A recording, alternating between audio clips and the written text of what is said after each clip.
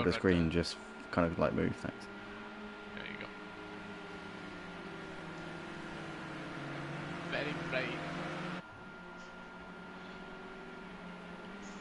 Because fuck you light mode.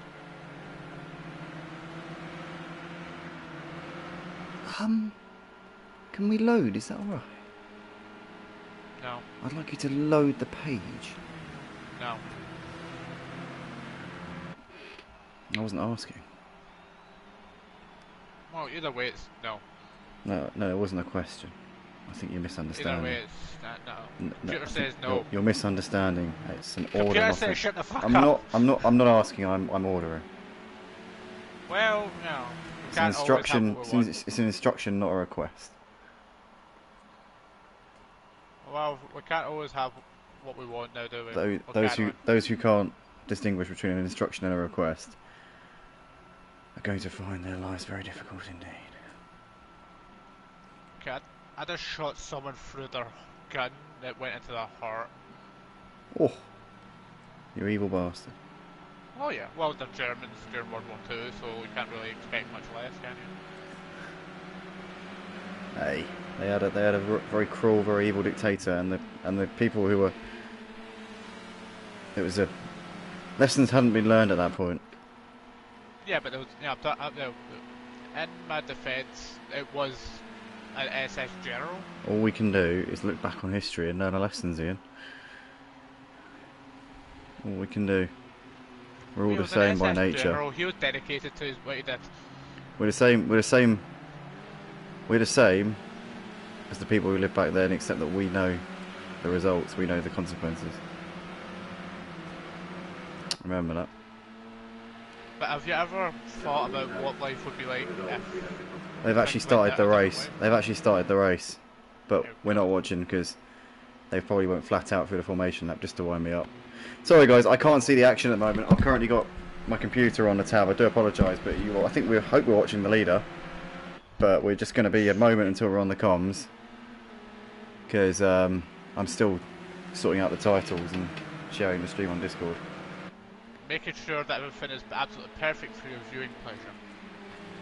Well, yeah, because if we can't see the screen, then we don't know what's happening. So he has got a point. But yeah, but do we really know what happens half the time anyway? No. Exactly.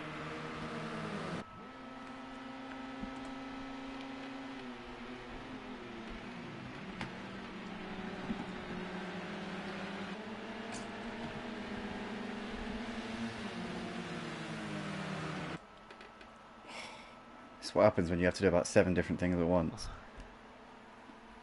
See, this is why you plan accordingly. Here we are then, ladies and gentlemen. We're watching the battle for the lead. It's currently Big Blue from Nick the Villa with Doris Steer in third. Charlie Goff and Parker Rex on the back of them. It's a 5-car train at the front. A big gap back to the rest of them. Has anybody dropped it at the start? Doesn't look like it. Looks like we're all quite close. 8 seconds covering all 15 drivers at this early stage in the race. As we come down the start finish straight here, and Big Blue weaving around, trying to break the toe here on Nick the Villa, who's trying to keep with him at the moment, but doesn't seem like he's quite able to keep up with him as they come down in towards turn 1. Nick the Villa looking to the inside. Big Blue covers him off as he's now looking to the outside here into the first chicane. Is he going to be able to go around a long way here? I don't think he's going to be able to. Big Blue there a little bit deep into turn 1. Gets it turned nonetheless. That will compromise his run a little bit here. Nick the Villa might be able to get around through Curva Grande. He's stood in that slipstream here. One car that I think would probably go quite around here will be the BMW, because the BMW is going to have a rapid speed down those straights. Yeah, I was expecting, obviously he's not really went up any places at all. It's very, very strange to see that a track like Monza of all places, that the BMW has not made any progress at all. No, I mean, to be fair, Mike did start. I think he started down in P13, so he's made up 4 places. But yeah, hopefully we'll be seeing him pulling some moves here quite shortly. He's on the back of Aussie Albie at the moment. Aussie Albie, honourable mention to him because he's doing the same thing he did the other night. He's racing with a bit of pain in his back at the moment. So he's doing a good, brave job at the moment of being out there and trying his best nonetheless. But yeah. Currently, he's holding Mike behind him as we're still watching him off of the lead here. Big Blue just ahead of Nick the Villa, who's trying to look to the inside again, but he's not even close enough to even think about a move at the moment. Charlie looking to the inside there, and Doris into the Ascari, but too far back. And Ozzy's still ahead of Mike as Jay's moved ahead of Craig here up into P10. So, oh, it's Craig there. Goes straight on over Ascari onto the grass. And drops a couple of places there. Drops behind Grandad Steve, who moves up into 11th place. Grandad Steve's not had the best first couple of laps here tonight. To be fair, racing his first race in a long time here at Motive the other night in the GT4s. So he's probably still got a few teething issues, which he's just trying to get on top of here. I know he's been racing on ACC and iRacing a fair bit on the PC, so it takes a lot of getting used to getting back onto a game like this. Very different physics, different kettle of fish indeed, especially these front wheel drive cars. They are very, very hot to handle, but we've got Big Blue turning to the inside as Doris Deer's looking down the middle here. Doris Deer, is he going to make this move here? Big Blue there defending to the inside line. Doris Deer just having a look under the brakes here, but he's made the move there on Nick Levilla up into 3rd place as we see Nick getting a bit of a tap there from Park Pooper in the background, but Park Pooper unable to make a move on him ahead of him at the moment. He's still behind him there. You can see Park Pooper's got Charlie Goff on him as they're going through Curva Grande. But Big Blue still holding the lead here, like he's done since the start of this race. Managed to benefit from a lofty grid position, P1 on the grid, and he's doing a really good job of holding it like he did last week at Donington, to be fair. Yeah, it's often it can be quite difficult to hold a position here at Monza as we see Cobb trying to go down the inside of John Boy making the move. He's done it. Was it John Boy? Oh yes. I think John Boy was the attacking driver. I think I might be wrong. I'm not really too sure, but either Cobb has defended it perfectly, absolutely perfectly, or has completed the move perfectly. You mean either John Boy's defended it perfectly or he's just overtaken him. One or the other, we're not sure. But if anyone knows, let us know. Yeah. But yeah, like I was saying, normally it's quite difficult to hold a position around Monza because of how slipstream dependent any car can be around here. So Big Blue is doing a phenomenal job to defend that position. I wonder if he's got low downforce. I mean, to be honest, I think they're all probably going to be running low downforce here tonight. As we see Grandad Steed down the inside of Jay into Ascari and moves himself through up into 9th place. The racing really close at the moment. Plenty of battles everywhere that you look at. I suppose it's the nature of Monza, like you say, in the slipstream. What happened to Mike? He's back down on 11th now. Oh yeah, what has happened to Mike? Indeed, yeah, he's dropped quite a lot of time here to the rest of them. So I don't know what's happened there to him, but yeah, he's dropped behind Grandad Stee, Jay and Nick, and Grandad Stee's made some progress on this lap as well, up into 8, because he's a bit wide there going through Parabolica, or what it's called now, the Curva Alboreto, whatever the hell it's called now, I don't know, but to me it'll always be the Parabolica, but side by side here. We've got a lot, someone we've not seen for a long time in the chat. We've got Lightblade Who's that? in the chat. Oh, Lightblade. Yeah, Lightblade. Hello. How you doing, Lightblade? I'm going to pull up the stream. I don't have time to get it up because I've been so stressed out with getting everything up. Seb, I use an emulator on my PC. I use BlueStacks and I have the PlayStation app downloaded and we just that will release for the PS5 streams. That's how we do it. But Thoris is in the lead here. He's moved ahead of Big Blue up into the lead. So Thoris now leads the race. Park Pooper on the back of these guys, still in 3rd place.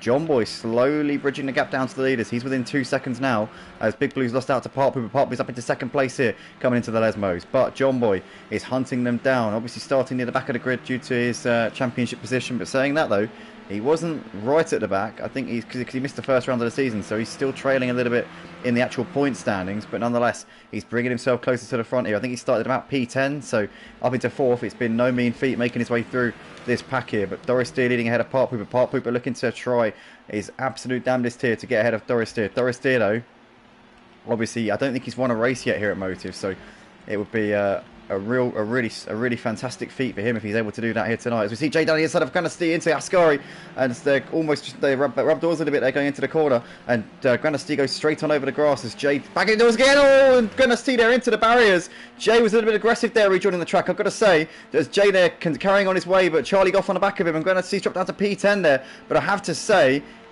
looking at that live, it looked like maybe Jay could have maybe been a bit more careful rejoining the track there.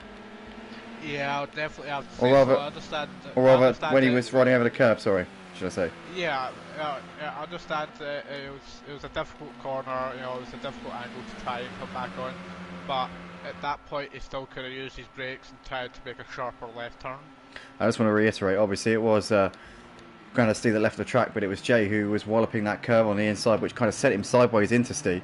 Maybe Jay wasn't expecting Granasty to be there, because he did obviously go straight on at Ascari, but I don't know, it's a difficult one to say, and obviously if there's a steward's inquiry then we'll have to deal with it there and then, but Big Blue nonetheless has moved back ahead of Part Pooper here up into second place. These two are side by side coming to the Curva Grande as Forestier is trying to pull out of a gap while this battle's going on behind him. But Big Blue here trying to go around the outside of Part Pooper Rex. Can he make it happen? Part Pooper holds it on the inside for the time being and gets it turned nicely into the dodge again. Oh no! He's hit the curb there. He's hit the sausage curb on the exit and he's lost a place there. He's going to lose out to John Boy as well. John Boy up into third place and Part Pooper down 2 places there with a bit of just got a bit greedy I think on the inside of the second part of the De La Rocha chicane. And down to P4 he goes. Doris still leading. He's trying to put out the gap here to these guys now. Well, right now he has close to a second gap. You have these two behind him keep going to start fighting further more. Then it's like anything. You know, the more they fight, the more that the winners, the leader's going to get away. Yeah, Seb, you told Seb that I'm basically showing you the action through a Discord video call, haven't you? Yeah, that's what I was talking about before. That's what you mentioned, yeah. Yeah, we use a Discord share. Literally, I've got an iPhone. I've got my old iPhone 5, which is on my bed, and I'm literally filming my TV screen. Like it usually takes us a few attempts to set it up so that Iain can see it as well, doesn't it? Because obviously I can't see it because I've got something behind it which is holding it up. So usually it takes us a few attempts, doesn't it, Iain, to get it so you can actually see the screen properly. Yeah, it's a bit finicky, but we make it work. It's certainly a novel way of doing a share screen. But currently we got John Boy here who's trying to move himself through up into second place. He's on the inside of Big Blue here as he's going to make this move. Is he on into the brakes? They go. And John Boy there, job done up into second place. He's done an absolutely phenomenal job here of making his way through the pack. As Lightblade in the comments saying he's backing John Boy clearly tonight, saying John Boy for the win. John Boy doing absolute bits here tonight. Yeah, he's just, you know, he's being patient. He knows where to put his car. He knows exactly how to take his lines, and that's given him the major advantage of the straight line speed out of the rest of them. Indeed it is. Forestier trying to weave around, trying to break the toe here to the guys behind him as they're coming into the De La Rocha chicane once again here. But it's been an exciting first few laps here. I've got to say, it's been really enjoyable to watch this battle for the lead. And currently there's 5 drivers in it, I reckon, who could realistically win. Cobb is going to be there ready to pounce if these guys trip over each other. To be fair, Ozzy's not too far away as well. He's only 3 seconds off of the lead, but with a lap and a half left to go, I think he might be all but out of this one. But this is going to be absolutely fantastic. Can Forestier get his first ever race win here at Motive? He's never won a race before. He's been racing with us now for the best part of a year. I think it is, maybe even over a year. I can't quite remember exactly. I think it might have been the start of this calendar year when he joined us, so start of 23. I think it must have been season... Oh, I think it would have been season 13, I think, on Project Cars 2. So this is his 3rd season with us. And currently, he's doing the bits at the moment, but can he hold on? That is the big question here. Well, let's not talk about him, because we all know exactly how strong that commentator's course is. Indeed we do, but we've got to talk about him because he's currently leading the race. But here they come into the Parabolica nonetheless. We're about to start the final lap of the race here. And John Boy's got a heck of a run, and Forestier has lost the lead. So John Boy there with a fantastic exit out of the Parabolica, but we know how strong the slipstream is. Can Forestier tuck back into that slipstream and get the lead back coming into turn 1? He's going to have Part Pooper, what's it called, threading the needle here as they come over the line to start the final lap of the race. Part Pooper now leading the race with that slipstream effect playing absolute dividends there for him. But coming into the braking zone, who's going to be bravest on the brakes? Forestier looking to the outside. John Boy's backed out of it there. He's completely got out of the throttle there coming into the corner. As we can see, Forestier moving back ahead of Big Blue. Oh, and there's contact there between Big Blue and Forestier. And they're both onto the gravel there. Big Blue there comes off worse than Doris does, but Doris moves out to Cobb and John Boy, who are both onto the podium, and Part Pooper left in the clear in the lead of the race. Well, I did say let's not talk about him.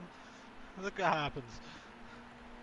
What a shame there. Can Cobb get onto the back of Part Pooper on his final lap? Can John Boy put pressure on both of these two and try and nab a win here right at the death? John Boy was obviously side by side with Doris coming out of the final corner. He then got ahead, and Part Pooper came from absolutely nowhere, slingshotted both of them down the middle, led into turn 1, and John Boy completely backed out coming into the braking zone. Probably thought to himself, I'm getting well out of this with 4 of us, basically 4 wide. He thought, I'm getting the hell out of here. And then obviously we saw Big Blue tapping the back of Doris there. A bit of a racing incident, I would say, but it's a real shame for Doris because he could have been on course for his first win, but Part Pooper had got ahead of him, so he wasn't leading at the time. But nonetheless, A real shame there for him, as we see Park Pooper, Cobb and John Boy coming through Ascari for the final time here in race 1. And Park Pooper looks like he's done enough here, as Cobb is still sticking to the back of him though. Is Cobb going to have a chance coming into the Parabolica? Yeah. He might have a chance here. He's got to run.